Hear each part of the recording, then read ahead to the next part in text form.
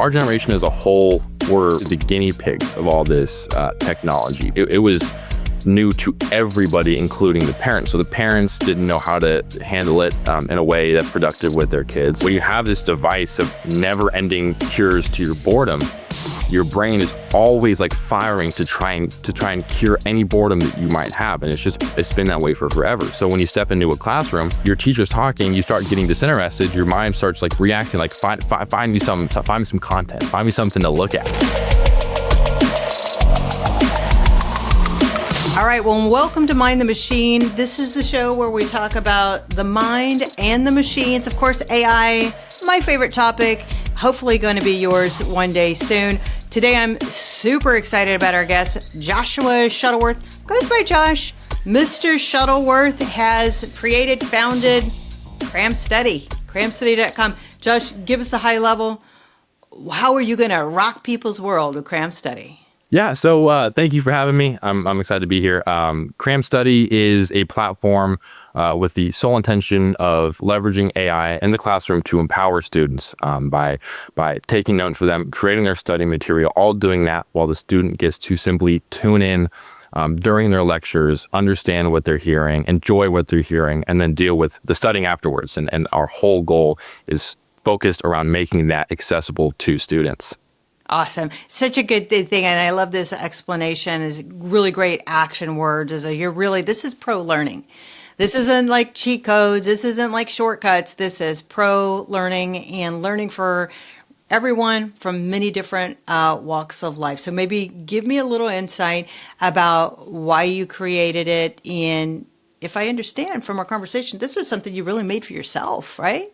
Yeah. So, I got my butt kicked first year of college, and then moved back home, working on a farm. Tried to go back into school. Was still struggling. My sister was struggling at UCLA at the time, and I'd never taken any formal classes or anything like that for coding. I just kind of used the resources that I had, put together a tool to try and help make flashcards, and then gained interest and just, kept adding features, building new things, and ended up where we are today. I love your authenticity, by the way. Yeah, you're right. A lot of people struggle, have challenges with all that you've mentioned, and so you're not alone. But you know what? A lot of people won't talk about it. So kudos to you for being real and relating to a lot of people out there that just want to be a better version of themselves. And this is another reason why I think you're not only going to be very successful with Cram Study, but I think this is going to be a great show. So Cram Study's out there. It's live. It's now. But your journey was you didn't do computer science. You didn't do anything, but you saw this opportunity. And so you pick up where you left off in your as you were telling your story there. Yeah. So it was, I think the one thing that I really give my parents a lot of credit for, and some of the other figures I had in my life, was kind of giving me a delusional sense almost of the fact that I can just do anything, like just regardless of what it is. I think that's one thing that my parents did well, is teach me that no matter what it is, I can figure it out and I can do it. And I think that's something that is wildly important for people to remember, because I grew up, like I said, in this tiny little farm town. I'm a college dropout at this point. I'm working on a mandarin farm, bagging mandarins for 9 hours a day, getting up at 5 a.m. to go do that. I'm surrounded by people that they're so kind and lovely, but they didn't find a way out of it. And I knew that I didn't want to go down that route. I didn't have a plan, but I started working towards this. The only experience I really had was like making some video games as a kid, like some just kind of crappy little things. And but it was enough to like. Was it like Python or what? What were you using to make it? I don't even remember what I was doing. I think I honestly couldn't tell you. I think it was like a lot of like drag and drop stuff too. Like, I remember like I'd play around with those, but I like had some, and I used some like JavaScript, and I was like somewhat familiar with it, and took some HTML class like in 5th grade. But that gets you only so far. But yeah, so I'm working at I was going to the coffee shop, and just started like kind of watching videos on stuff. And I had some ideas for some other apps that I made. Like I got my start building a mobile app with a buddy of mine at the time to find work for us, like to find kind of manual labor jobs. And it crashed and burned. I don't really talk to him much anymore. But it was a good experience to kind of get my foot in the door. But I quickly came to the realization that there wasn't like, it felt like every idea that I could do that wasn't AI based was just like, I just couldn't think or figure anything out that was new. And once I learned how to integrate AI into this stuff, I was like, oh, this opens the door for so much cool new things. Like it felt like, I missed, I'm 21, so I missed the whole .com boom. But the AI was like, oh man, this is fresh. Like there's some cool things to take advantage of. Yeah, no, for sure. And I love the fact that you basically are looking at this based off our prior conversation. Maybe we could talk a little bit more about this, is just ease of learning, like the way that you've brought things together in Cram Study. Talk a little bit about what you are hoping to achieve relative to when that student or who's ever on the platform, how are they going to have a better experience? Yeah. So the idea is basically the main core focus is the in-class note-taking experience, and then what do you do once you have those notes? So a big struggle for people with ADHD like myself is trying to go back and forth from your computer screen, taking your notes, back to the teacher, back to your screen, back to the teacher, and you get lost in that process and your mind wanders off and, it's a mess. And so what Cram does is it uses just a built-in microphone in your computer or your phone, and it will transcribe the lecture in real time, and then it'll print out your notes for you in real time. And we focused a lot on that note experience. So it's not, you're not done with your hour-and-a-half lecture with pages and pages of notes. It's concise, it's easy to read. And then from there, it'll automatically, it'll make your flashcards for you. It'll make your practice quizzes. It'll make your automatic reminders. We're close to also integrating like study plans. So basically the idea is it does all of the kind of dirty work for you. So once you're done with your class, you get up and leave, and now you have a bite-sized flashcard set, practice quiz that you can go through. So you're saving yourself that need to create all the extra material, which you likely wouldn't do if you had ADHD. I never made flashcards. I never did that. We use a software, an API called Assembly AI, and they have a transcription model, and it is phenomenal. And I mean, you can be sitting in the back of a giant lecture hall with a teacher that has a thick accent and doesn't have their microphone on. And it's great because it's contextually aware. So even if it like for pre-med students, a lot of them have the concern of, okay, well, can it get these big words, these kind of obscure or niche words right? And even if the transcription may miss the word at first, it's context aware. So it can figure out what that word that it got wrong, where it is in the context of that lecture, and then automatically correct it to what it should be. And we have a big focus on that transcript. And what's great about the transcripts is then students, there's also an issue right now too with AI where it does hallucinate still, especially in education, pre-med students specifically. A lot of pre-med students that have an issue with this. And what's great about Cram is that almost all of its answers that it's giving you, if you ask it questions or if you want to work with it, it's pulling it directly from the lectures, from what your teacher had said. And so when students come up to us and say, hey, well, I kind of hesitant about AI because I don't like when it gets things wrong, especially in these advanced classes, our response is, well, the only time it would get something wrong is if your professor said something wrong, because everything is based directly off of your professors and your lectures and what have you. So those transcripts are powerful. I don't want to tease apart too much your secret sauce because, you are building a business here. But, when you think about hallucinations, do you use are you multimodal approach? I mean, talk to me a little bit about if you're an entrepreneur and you have a really cool opportunity, i.e. a problem that you think people will pay you for using these open source AI tools as other tools. What would you first recommend for them to do? And what do you think about ChatGPT as part of that solution? Yeah, I mean, I think that I think it's important to stay. I think the hardest thing to do right now is staying up to date on all of your options. There's just so many, and then trying to figure out which one is. I mean, I've gone back and forth between so many different companies and models to try and figure out what it works best for output as well as in a business sense for cost and everything. And so, I mean, I'm subscribed to like a bajillion newsletters, and so I'm like always trying to stay up to date on that stuff. But the one thing, you know, I think ChatGPT and OpenAI, like they sometimes do have their problems in certain areas, but I think by and large, they are, especially from a developer point of view, they are always so far. They are the leaders in innovating in the developer space. They always have the newest APIs, the newest stuff, and then everyone like Anthropic with Claude, they kind of follow suit afterwards. And so the thing about OpenAI is like it's kind of like Apple, where it's all an ecosystem. Once you're in it, it's really easy to stay within it.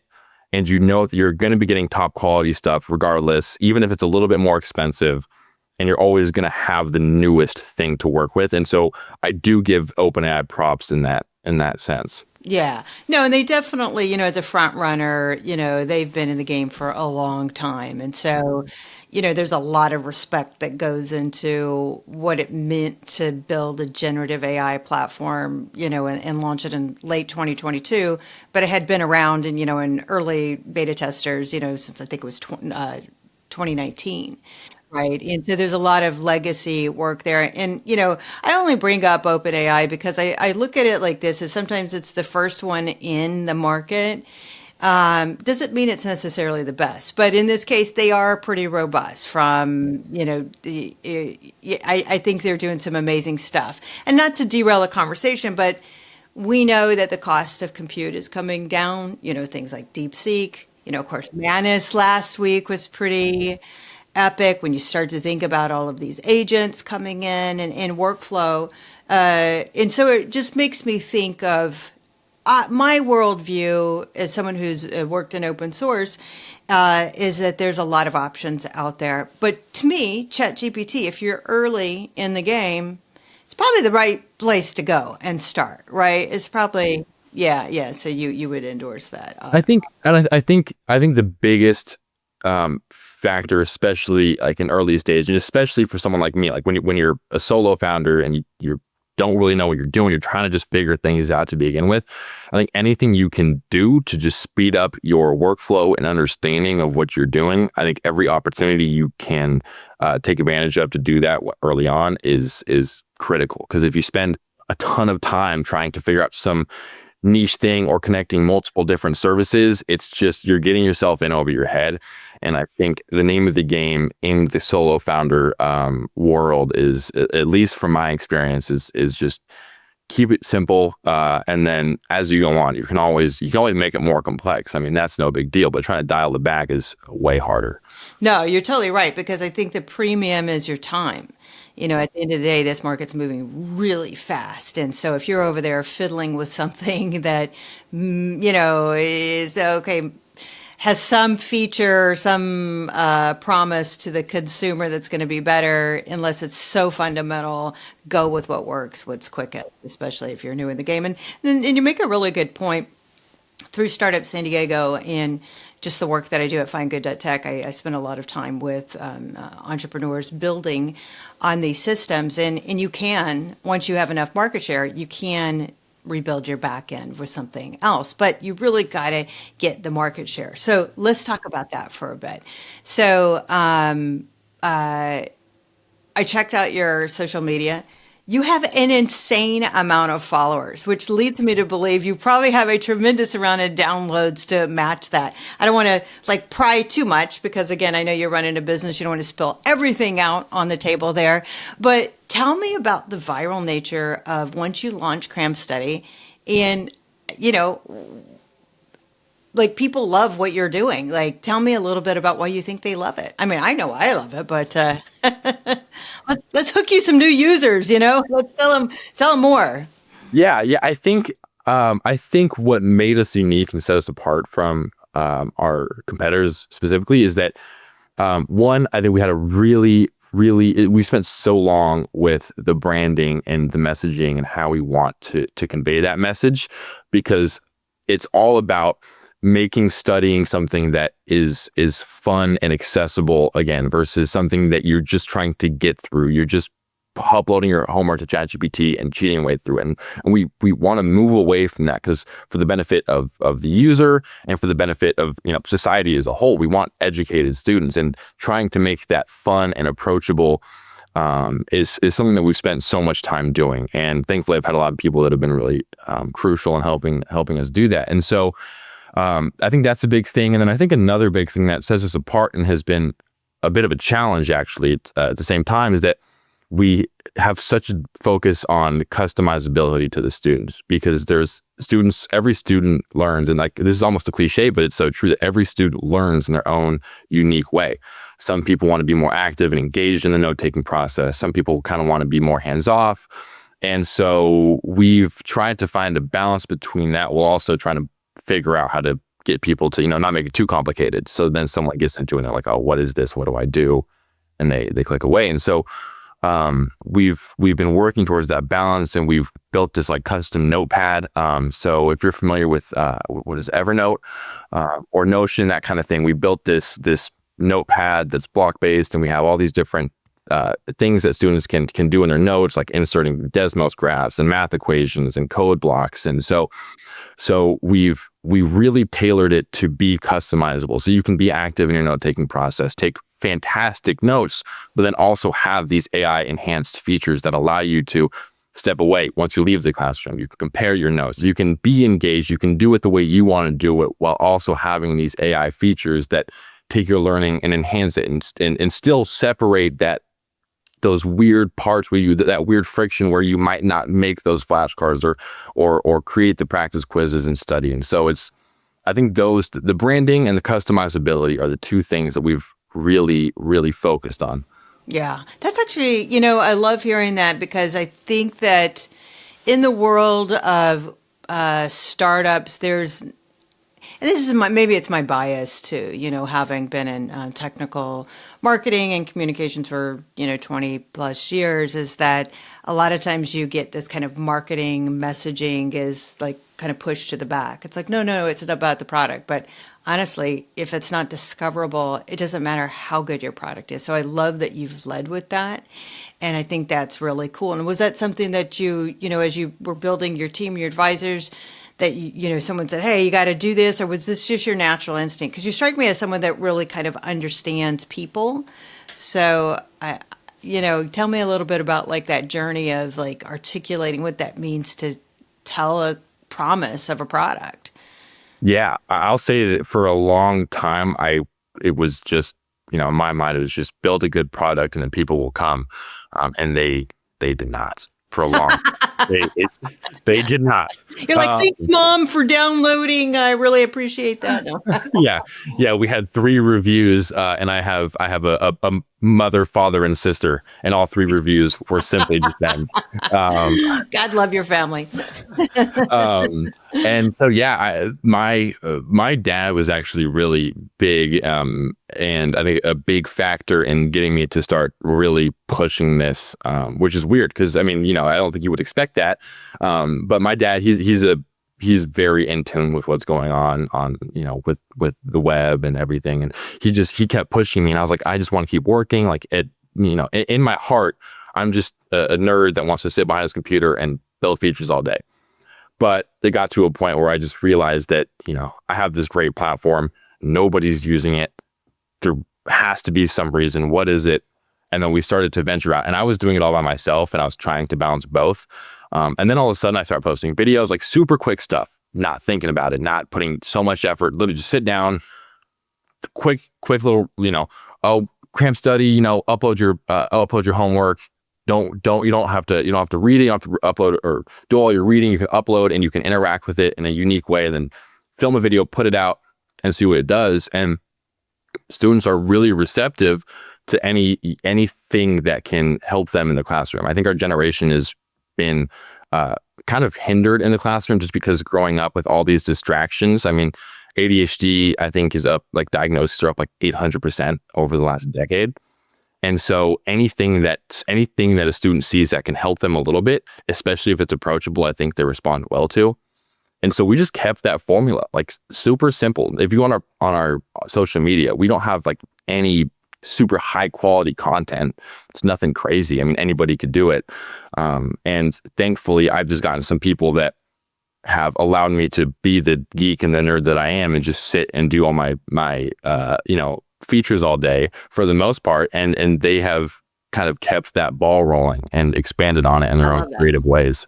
Yeah. So you know what it makes me think, Josh, is that, they say in the AI economy that the next IPO could be one or two people, right? So it's like this rise of the solopreneur, because you just need less people. But I think you're really underlining something really important. Is at the end of the day, this is about perspective.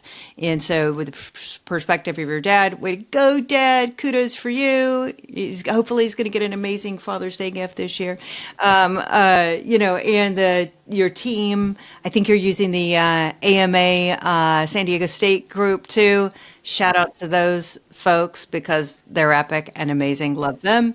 But yeah, like no one it does this in isolation. As much as folks like to say, "Oh, this is the rise of the solopreneur," you do need that perspective, And I think that's super wise of you to really collaborate because we can't see our own weaknesses, and AI certainly can help. I mean, I certainly think that this is the macro workforce concerns is that, yeah, you don't really need to hire as many people as before, but, we have to be cognizant that you still have to have perspective when you're building this business and bringing it to market. I think you've done a fantastic job with your positioning of Cram Study. And again, like, I don't know how many followers you have, like 1 million or something crazy like that. It's a lot.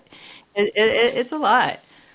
Yeah. Uh, yeah, well, I appreciate that. And yeah, I think that for each, everybody will be different. I know that there was no way that I could do all this myself. And I think that partially comes with the just rampant ADHD that consumes my each and every day. And I can't, I get stuck on one thing. That's all I want to do. So I think other people may have different experiences, but I was also, and I kind of speak from a perspective of having zero business knowledge before this. I mean, like nothing. I didn't even think that. I always felt like it's not for me. Like business isn't for me. I couldn't be successful in it. It would never happen in a million years. Um, and then once I started doing it, I was like, okay, like this is cool. This is happening. But still, that idea of like building a team around it and networking and meeting people, I was like, oh man, like I'm not that lucky. I'll never, network and find these people. And I think that there's just so much value. And if there is anybody that's listening, that's in that, really early stage and they don't feel like it's possible, it's like, all I did is just say yes to things, just go do things, show up to events. Like it's like I went up on stage and pitched in front of 250 people. I'd never pitched to one person in my whole life, but so many opportunities came from that. And I think, and then I was at, like, the way I built my team, I was at an event tabling. I said yes to it the night before. I got my stuff ready, went to it, and then I met my head of marketing and business development, Langdon, there, and shout out to Langdon. The dude's absolutely killing it. But I would have never met him. I'd still be doing this all by myself if I didn't just show up. And so you'd be surprised how lucky you get if you just say yes to things. And I love that. I mean, this is like so important. I love that you just stepped out in faith and like God, the universe, whatever, took over, right? Like, there's this matchup and this pair up. And I think we get in our head a lot about, our brains are designed, as you know, and maybe many listeners know, is that we kind of like are fear focused, that part of the brain that is always like, very primitive. If I step out, then a lion's going to get me. It's just like, you gotta, you're always like thinking and running. I know I do this, is running the negative scenarios.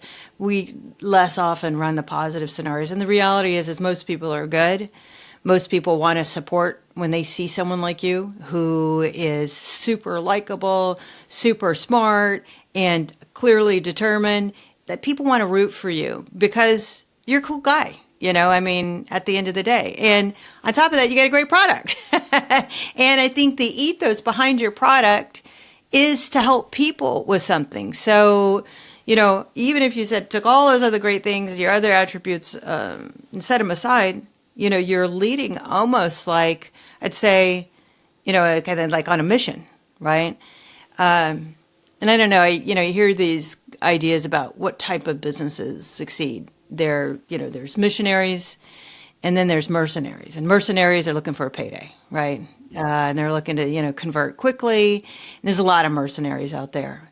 But the missionaries are the ones that make money over the long haul because they're solving a real problem over time. And I would put you in a category. Would you put yourself in that category? I think so. I like to think so. I think that the mission has led this the entire time.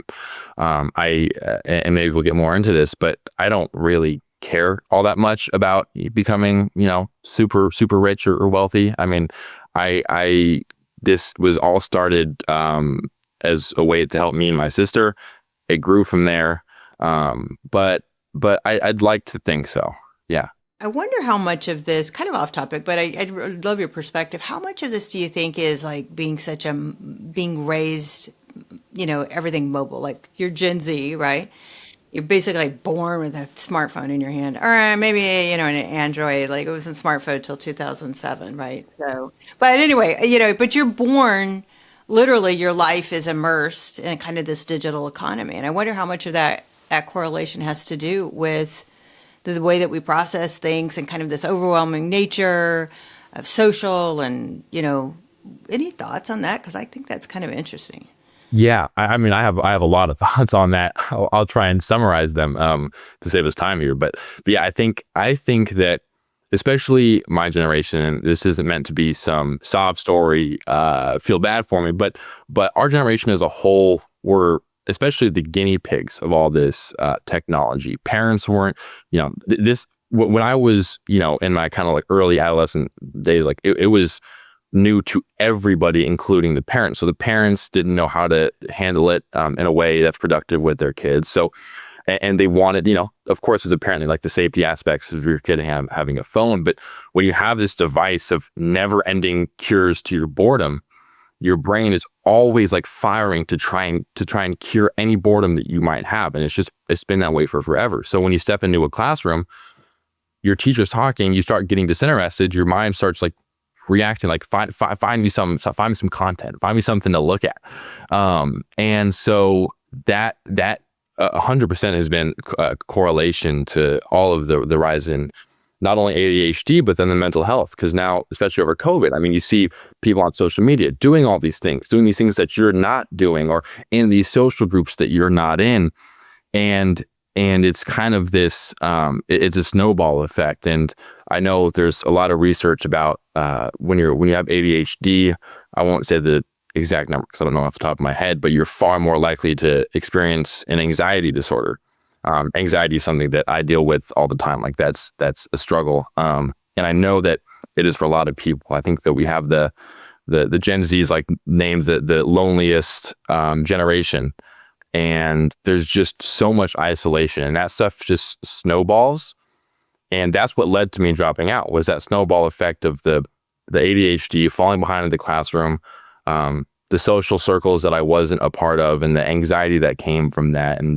And once you start falling behind in class, your anxiety starts building, you start missing more things, you feel like you're disappointing your family, and it's just this constant snowball. And Yeah, I mean it's like so many thoughts, like as you're saying this, like as a parent, and as someone who was very much pushing a lot of these products. I mean, from Qualcomm to Sony, like, I like loaded my kids up with like the latest, every device that came out, even before it came to market. I would be like, oh no, hey, try this out and whatever. So well intended, right? But at the end of the day, you're right. You never had the moment for boredom. And then how could you succeed in a classroom? Because, you that compared to what you're being fed. Yeah, like this is a really interesting correlation. So Cram Study really is bringing the best of maybe what is a digital social experience to a platform that's going to facilitate learning in a way maybe that you are more aligned to because that's how you learned as you were growing up, you know? Yeah, that is a sticky, as they like to say. But I think that the other thing that I think about is this book called Dopamine Nation, that addiction to dopamine. And then I know a lot of the ADHD meds are really, it's addressing there's just not enough adrenaline. There's just not enough chemically there because it's been depleted from all of the dopamine hits of the other stuff, right? So clearly, I'm not a doctor, and if I were, I would be malpractice sued already. Anyone listening to this is like, she has no idea what she's talking about. But I will say, it's something that is very interesting and core to Mind the Machine is like the reason why I'm so crazy about everything with AI is because of exactly what you're talking about, Josh. And it is like it's this kind of superpower off to the side that can override. I had dyscalculia, which is, inversion of numbers, not letters, which is kind of interesting, but it's numbers. And for whatever reason, I have to work triply hard to read financial statements and so forth. And you work around it because you can't really go through life and run a business unless you have full command of these things. But bottom line is that journey was a lot harder. So I looked at things as there were any superpower off to the side that could augment that could streamline learning, that can make that happen.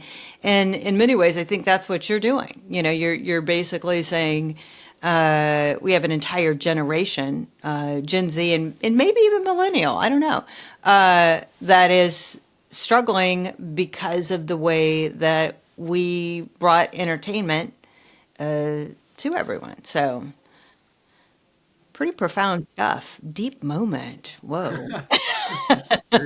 Yeah, no, it's really interesting. And so with your sister, so she graduated from UCLA. Curious, is she still involved with the project or? She's not directly involved, but she's been, I mean, always like, constantly supporting and trying to help me, get things done or post about it or help me, table on her campus and what have you. So she hasn't been directly involved, but she's always She's supportive. the inspiration. She was your original collaborator, Exactly. co-collaborator, and so forth. Yeah, no, that's pretty amazing. So when you think about the business, I said project earlier, and it's not a project; it's a business. You're earning money, you're solving problems. When you think about your business, what do you need next? Hopefully the listening, viewing audience is being inspired by this conversation. How can they come alongside you? What do you need, and what would you love to have happen as a result of being more exposed? Yeah, I think our biggest next goals and steps are partnerships and trying to get this in front of the people who could use it the most. We've been trying to work with universities to get into disability services, so the university can pay for this, and the student just gets to use it. And we've had a lot of people that have found a lot of value in that. They go to the school, they say, "Hey, I could use this," and they get it. And that's been phenomenal. So I think that's one area we want to start partnering with schools. But a big one and the harder one to navigate is the high schools and charter schools. And I think that's the big one. I think we want to try and get this because right now we've been focusing on the college level, but this is so applicable for high school too. And so we want to try and work and get into districts and get into schools and get this in the hands of the students that really, really could use this, especially at an earlier age. And so I think that is our big next step, and we're working to try and partner with various different educational programs, and show that AI can be used in the classroom in a productive way. Yeah, I love that. I think that that's really good. I also think too, especially the California State University system, you're probably very aware of. It's the largest deployment of OpenAI's Chat EDU. And you're at the right campus. Like, I think the campus has the right orientation on this. Not a lot of them don't. So I think in that way, it's a very fortunate. The other thing that I'd say is that, you know, battling this perception that using AI is cheating, which is so ridiculous, right? I mean, how do you fend off claims like that? I mean, the biggest success we've had is just by showing it in practice, because it's, you can explain it all day, but teachers, and understandably so, are still just so put off by the idea. But when you can just show them, like, every time, like, I've talked to professors, I've had professors that I want to go up in front of the class to talk to this, and they go, I don't know. I sat down with them at their office hours. I just showed it to them, and I was like, this is what we're doing. And once they can just see that, like, there is no way to cheat with this. This is with the pure intention of comprehension, and for students that otherwise wouldn't get that, I think there's a bit of kind of like a light bulb moment where they're like, oh, like, this truly is designed for the benefit of the students, because at the end of the day, all the teachers want is for the benefit of their students, and that's an incredibly selfless thing that they're doing, and I think that's wonderful. And I think once they can see that, and especially for the students that are struggling, and when we can convey that message that I told you on our phone call before this, that our mission statement is, nobody deserves to feel like a failure when all they needed were the right tools. And when we try and be that tool, and they can see that we're that tool, I think they realize how beneficial it is for their students. And so the biggest difficulty is I can't sit down with the millions of teachers across the nation and show it to them. So we're trying to work to do case studies and prove and show that how beneficial this is in a learning environment. Yeah, and I think what a good strategy. And I'd also say too, the opportunity I had is raising the education level of teachers.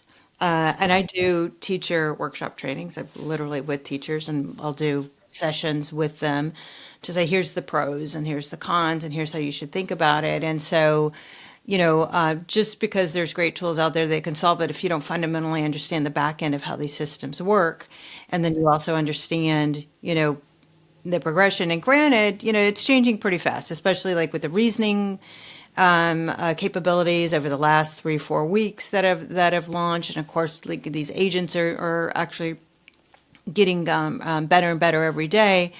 I think a lot of teachers are simply inundated, and they don't do what you and I do, which is dig into the tools every single day and look and see how things have changed. And so, what I do at Find Good Tech is I literally train people to understand, to get a framework so they can understand how they can manage their own workflow. And number one is, I think this is a mindset. It's and I don't know if you come up against this a lot, but a lot of people, if they think it's cheating, they're never going to support it. So they've already got in their mind about what AI is.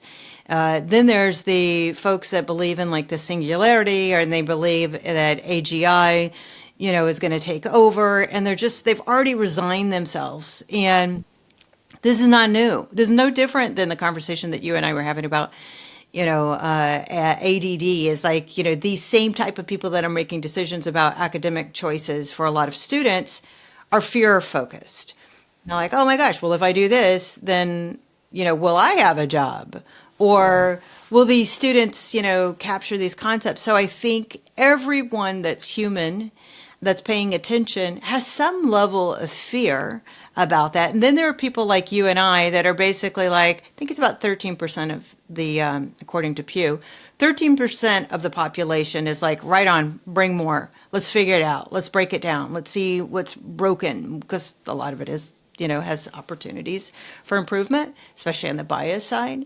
So, to the extent that you think about how to get to those teachers, do you think it is a lack of just fundamental understanding of the systems, or is it something else?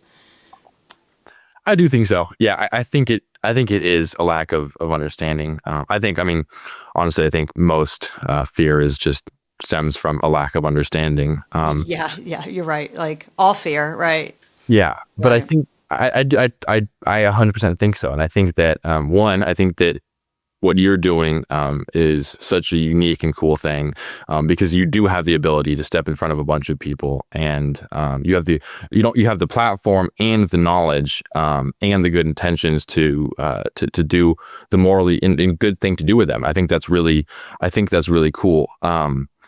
And there's no, I don't think there's really any other way to start remedying that fear besides the human connection, that you provide surrounding it. Because if you're a teacher and you're fearful of it, and you go to try and, I think if you go to try to find more info on it, I think you're going to be likely biased, and you're going to be getting kind of things that fuel that fire. And I think the only solution to that is really what you're doing. Yeah. Cool. There's my ad for Find Good Tech. Yeah.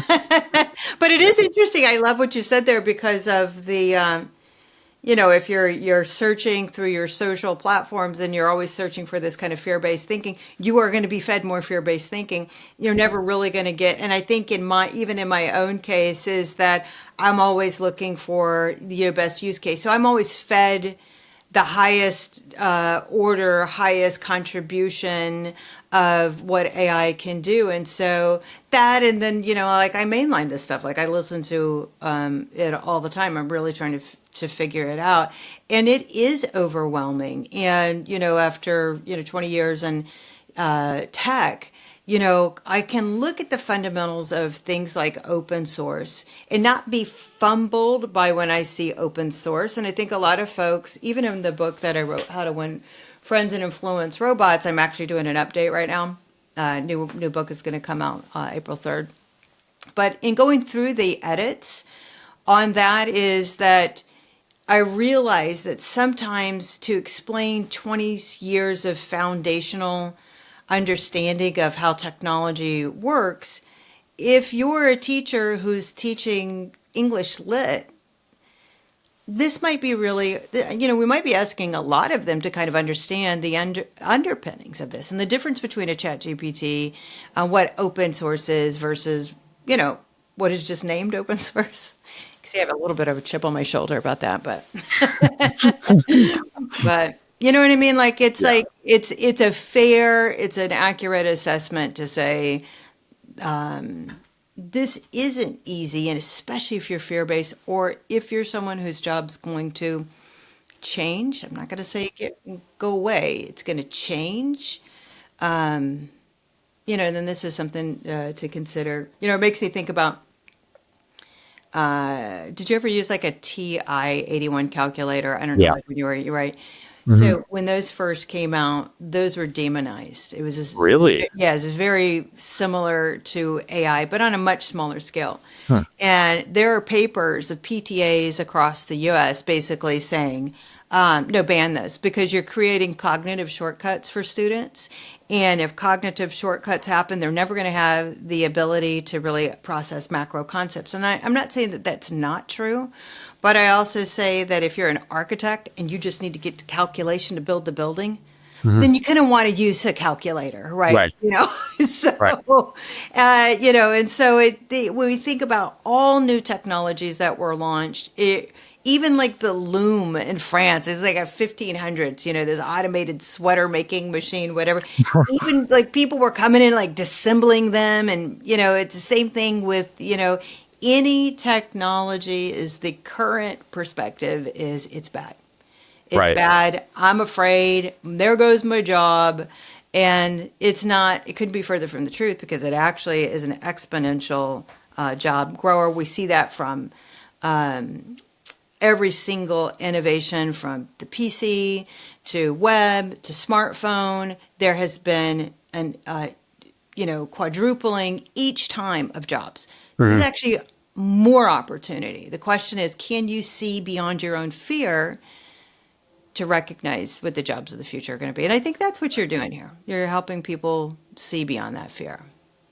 Yeah. Yeah. I think that there's so much what you're saying, and I think that teachers, I think that society kind of as a whole, when we get these new big changes and things, like you said, there's obviously so much fear. And everything we're saying, I don't think is to say that things in the classroom or in the professional side, they're not good. There's not like there's no reason to be fearful because it's all just going to go back to the way it was. Like that's not the point of of trying to move forward as a society. Things are going to change, like without a question. That's going to happen.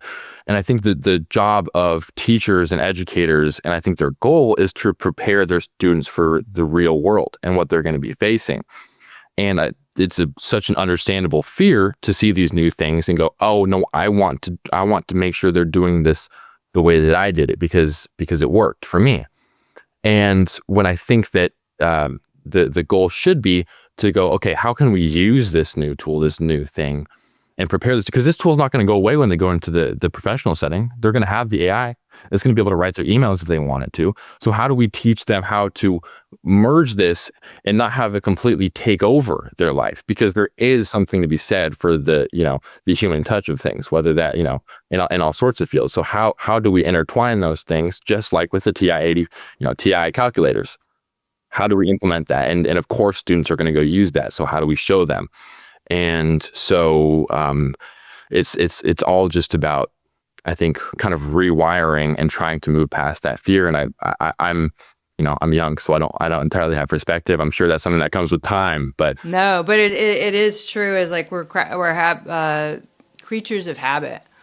And, I think there's two things that move people. It's fear is usually the motivating factor. And then there's hope. And I like to think of what I'm doing as more of a hope dealer, not a dope dealer, but a hope dealer. Like I just want people to see folks like you, Josh, that basically it's not Ivy League, East Coast, like whatever. You are a hardworking, good guy that didn't have everything handed to him. And you made the best of everything that, you had to work with. And you stepped out in faith and I don't know, you're to me, this is such an important story to tell because I do think that as these jobs change, there will be job loss. We're halfway into that. We're already seeing this. And that transition, according to McKinsey, is going to take a couple more years. We're 2 years in, 3 more years, about a 5-year transition. So I feel like these next couple of years are going to be tough for a lot of people because jobs are changing. So, when we think about fear of our jobs, it's like an immediate, like, what's in my checking account? Like that type of fear, right? Like it's like super real. Like, oh my gosh, should I like get the chips with lunch today? Like, I don't know. Can I afford that? It's like that real fear of a day to day. But it's bigger than that. So if we could take a step back and we can say, I have to jump in and I have to use these tools because I am now going to be the person in charge of the deployment of platforms like Cram Study for the English literature department, right? So we're all in a higher order of jobs, and we're in a higher order of jobs, then we're creating more opportunity, and then it's the rise of the solopreneur. So I feel like anyone who's listening that is fearful of their job, the solution is really leaning into this, in addition to asking yourself, what am I expert at? Or what am I, you were expert in what your specific learning journey was. And so you built around that. So if someone's listening, they say, well, what am I expert at? Am I expert in, banking or, retail, whatever it is, every element of this AI deployment is going to have nuanced language that's going to need to be part of these systems. And just like you're talking about, even AI systems really understanding complex medical terminology from the classroom, like this is the real opportunity, is where are those pockets where there is no data derived? And that data lives in a lot of people's heads that are afraid of AI. So it's time to participate. Yeah. I agree. Yeah. 100%. A long-winded way to say that. Sorry, I'm just like, you're like, whoa, who's interviewing you? She's like going off on a tangent. I think it's really, I think it's really interesting stuff. I think it's unique too because most people don't get the time to think about think about AI in the way that you get to, because it's your job to some degree. You really get to dive deep into the thought surrounding it, and that's, I mean, even the things you said are things that I didn't have perspective on. I think it's fascinating, and I think I like what you said about the find what you're an expert in. And I think what people might forget, especially if you've been doing the same thing for a long time, is that if you're doing the same job for a long time, you're not just an expert in the job that you're doing. Like, you are an expert in numerous things that all like kind of come together to perform your job. But the job isn't always like where your expertise lies. Like, I'm not an expert coder. I'm not, what the things that I'm good at is I'm good at being persistent as all hell and finding a solution to the problem that I might face. And I think I'm good in social environments and networking. And then all of that was simply enhanced and empowered by the AI. I wouldn't have been able to deploy the platform if I didn't have the AI to help assist me in the coding and what I'm doing. And so I'm not an expert in tech, but I'm an expert in things that can be empowered and enhanced by AI, which then will ultimately can lead you to success or finding success in fields where you didn't even think you could. And I think that's what's so unique, is it's so empowering to people. Yeah, it really is. And then in absence of taking advantage of that empowerment and, kind of embracing the darker side of that fear, that's where the failure is going to happen. And that's where the economic penalty is going to come in. And, I don't think, I think it's difficult for everyone right now, which goes back to, whatever we can do to feel better, about the state of the human conditions, with the anxiety, and not being political here, but just saying, anytime there's change, there's stress, so we have new administration. We also have, new tools at work. And so I think we're at a very high anxiety time. And I would hope that anyone listening to this can take Josh's lead and lean in to whatever it is that they're feeling passionate about, and surround themselves with people and go build something. Because you know what? With the vibe coding out there, anyone can build, right? Absolutely.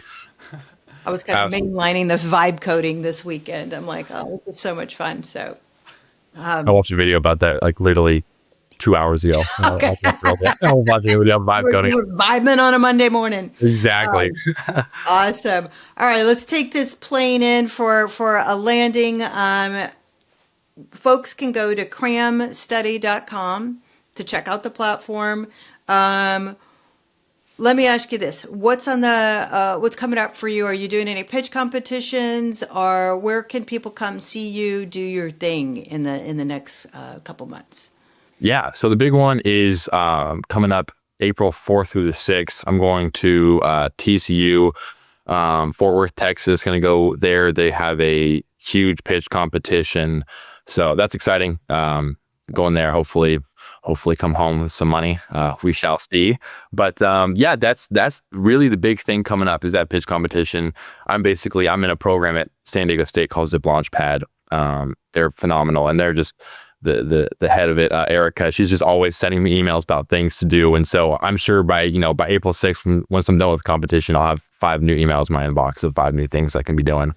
Awesome. That's killer. Yes. And Zip Launchpad, I got to do a shout out to my chair of Startup San Diego, Kathy Poocher, who's, head honcho over there. And so love the Zip Launchpad, love San Diego State, because I think they are global in nature, certainly binational, but global in nature. Love that you're out there pushing it hard. And any final last words to our listeners out there? Just go build stuff. Go make cool stuff. Plenty of ways to do it. Just figure it out. It's fun. That's right. All right. Awesome. Thank you, Josh.